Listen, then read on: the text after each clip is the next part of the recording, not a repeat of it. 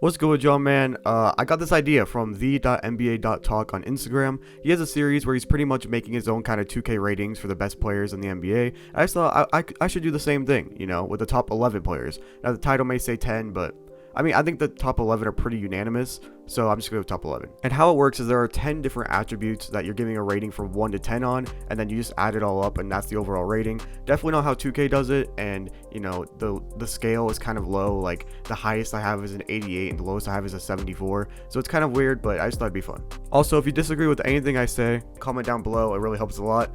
I got a lot. I'm kind of happy. I got a lot of hate comments on my last YouTube video, but comments are comments. I don't really care. Also, this rating system is clearly flawed. The player with the highest rating is definitely not the best player in the league, in my opinion. Like, the player that I put at number 11, trust me, he is not the 11th best player in the league. He's easily at least like top 7 or 8. But that's just how the rating system goes. I just thought it'd be fun. So if you enjoy the video, like it.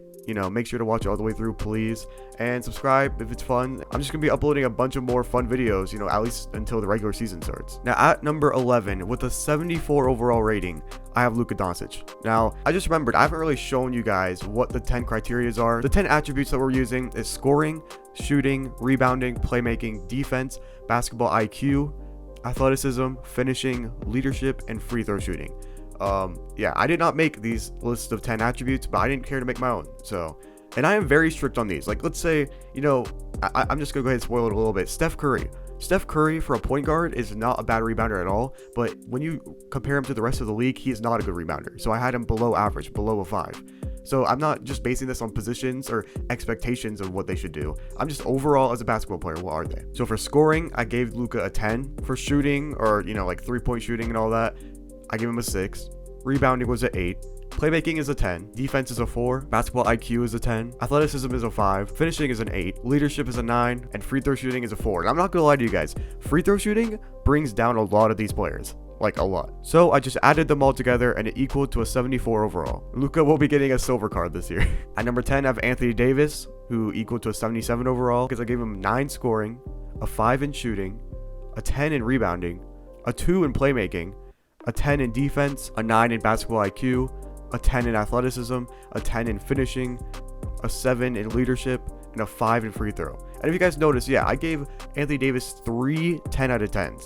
But the thing that brings his rating down so much is playmaking. Like, and you shouldn't expect, a big man to really be good at playmaking, but that's just how the rating system is. And, when you compare him to point guards and shooting guards and small forwards and all that, Anthony Davis definitely doesn't have the best vision in the world. At number 9, I have Nikola Jokic with a 9 in scoring, an 8 in shooting, a 10 in rebounding, a 10 in playmaking, a 2 in defense, a 9 in basketball IQ, a 2 in athleticism, a 10 in finishing, a 10 in leadership, and an 8 in free throw. There are only 2 stats that have it below an 8, and it was defense and athleticism with a 2. Like, having big flaws in your game can easily bring down your score. Like, the highest rated player is really just the most balanced player. And am I underrating Nikola Jokic's defense? You guys let me know, because I think it's total trash. At number 8, maybe surprisingly, but not really, is Giannis with a 79 overall. I gave him a 10 in scoring, a 2 in shooting, a 10 in rebounding, a 6 in playmaking, a 10 in defense, a 7 in basketball IQ, an 11 in athleticism, an 11 in finishing,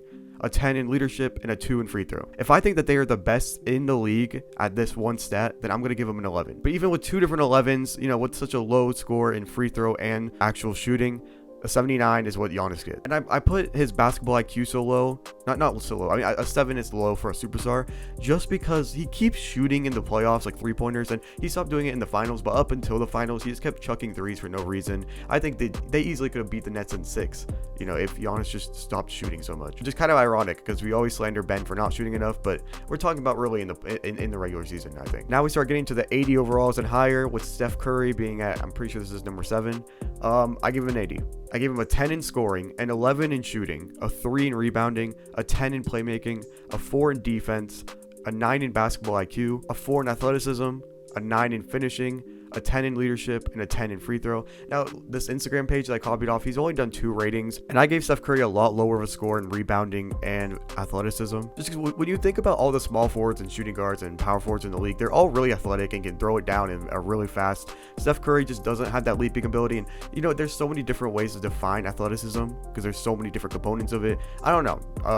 You guys might hate me for it. I don't really care. And then rebounding, there's so many, like most players who are like 6'6" and above, I'm taking getting a rebound over Steph Curry. At number 6, at an 82 overall, I have Damian Lillard. He's a 10 in scoring, a 10 in shooting, a 3 in rebounding, a 9 in playmaking, a 3 in defense, a 10 in basketball IQ, a 9 in athleticism, a 9 in finishing, a 9 in leadership, and a 10 in free throw. What brings him down is obviously the rebounding, which, a point guard, a 6'3" point guard isn't really supposed to rebound that well, and the defense, he's pretty bad defensively. At number 5, with an 83 overall, I have Joel Embiid. He's a 10 in scoring, a 7 in shooting, a 10 in rebounding, a 5 in playmaking, a 9 in defense, a 9 in basketball IQ, a 7 in athleticism, a 10 in finishing, a 9 in leadership, and a 7 in free throw. Now looking back, I'm kind of confused. I know why I gave Joel Embiid a 7 in shooting, because he actually has been shooting really well in the playoffs and in the regular season, but just seeing his shooting one higher from Luka is just crazy to me, but whatever. I don't really care that much. It's just for fun. At number 4 is James Harden. I gave him an 84 overall. I gave him a 10 in scoring, 8 in shooting, a 7 in rebounding, a 10 in playmaking,